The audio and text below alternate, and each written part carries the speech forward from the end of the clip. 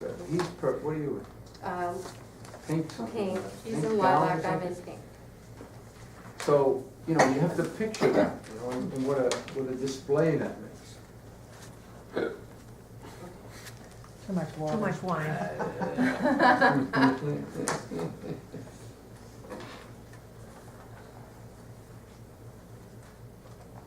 Hurrah, a macaroon! I cannot live without a macaroon!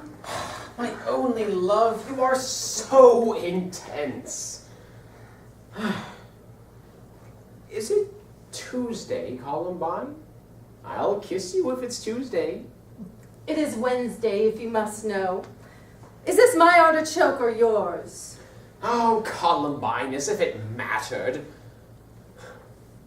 Wednesday.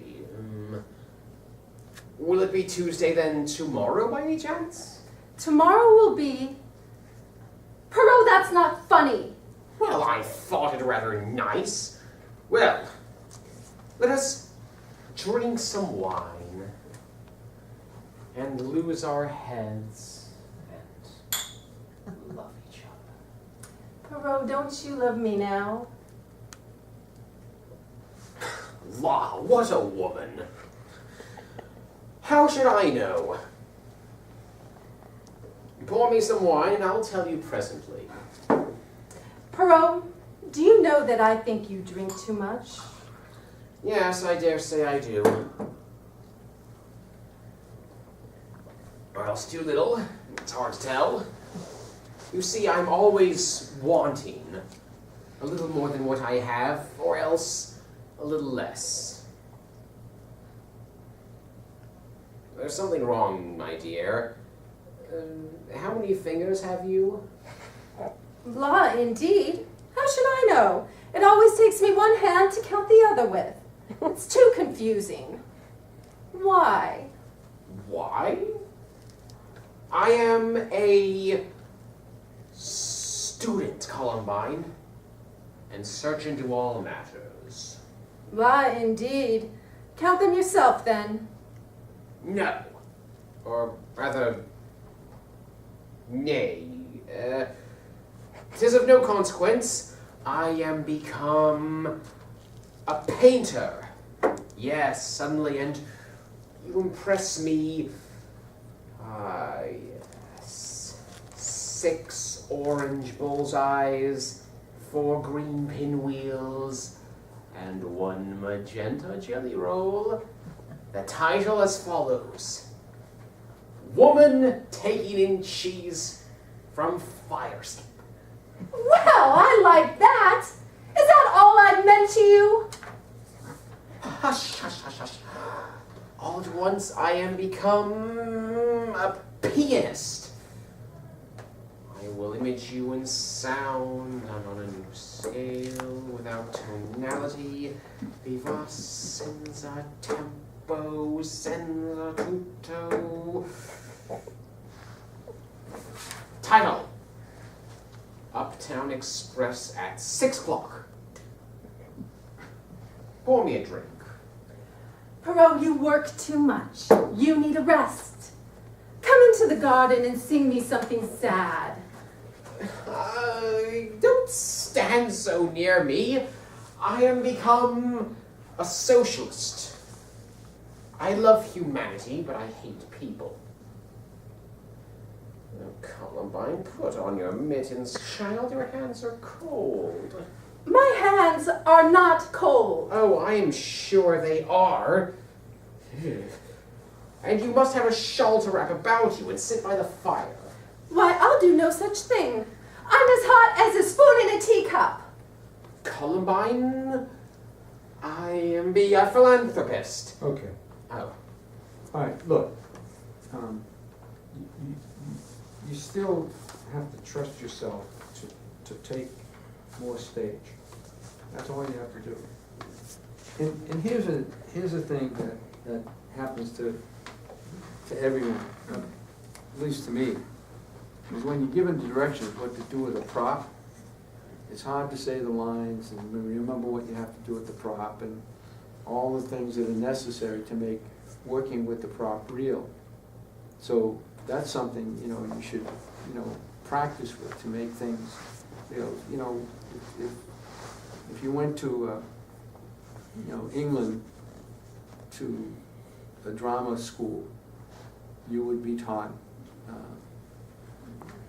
mime, and mime is a good way of learning how to use props because you can't drop the glass. You have to hold it a certain way. So when you get a real one in your hand, it's easy. So that's why mime is good. It's not just to make things look real, it's to help you use real things. And when you're, moving around, you need to remember the distances that you have. Dancers do that. Dancers have to remember how much space there is between so that they don't kick each other. And even when soldiers march, you realize that there's a way that what they do to make sure that they get the right distance. They actually, when they're standing up, they'll go like this. They'll stand up, put their arm up. That's when the next guy stands. So, or this way, so that they're in formation. But you have to remember that if you're moving around the stage, both of you, you have to keep that same distance. And sometimes in this scene, you don't really have to touch each other unless it's absolutely necessary. Especially when you're holding the hand. You have to say, "Oh, your hands are cold," and that you do. But you didn't have to do it with the wine. You could do the wine from this distance, from here. Hold that. You could do it from here, just like this. Hold it up. Hold the wine up. We could do it like this, okay? And then, like that. So it looks graceful. It looks, like a dance step. It's not regular blocking. And when you say a line, you have to.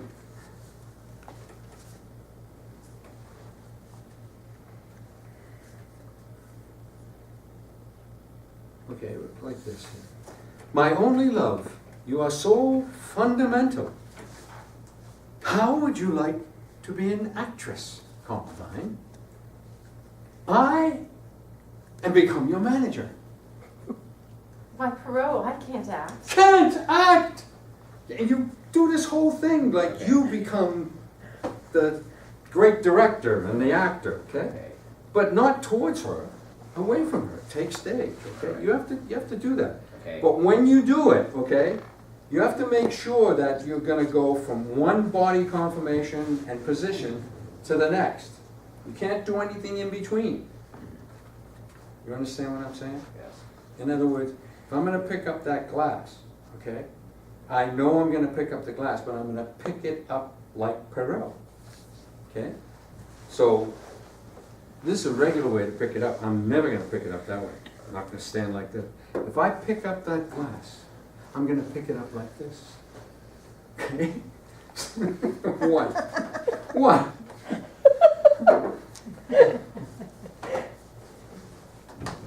That's what you got. I know it's hard, okay? But if you try some of these things will infiltrate, and you'll have them in your toolbox. And then when you're called on to play a physical type of a character, you'll have all that stuff in your bag.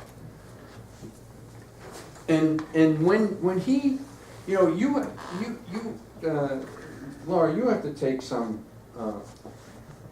physical responsibility too for what she's doing. You almost got it. You're really close.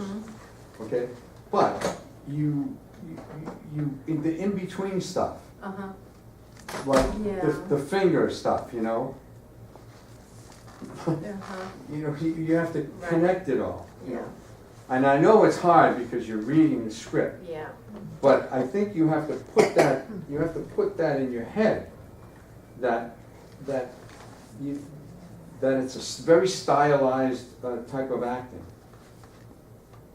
Like Renaissance? Renaissance? Yeah? I don't know, the acting they used to do before the acting got real. Yes. Very stagey. Stagey and open, and everything was like a big deal, because they were acting. And some of the things relate to the dialogue, like,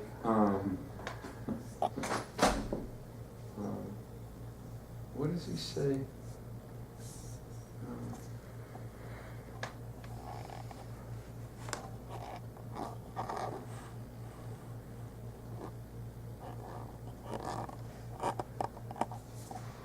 Who says the thing about the moon?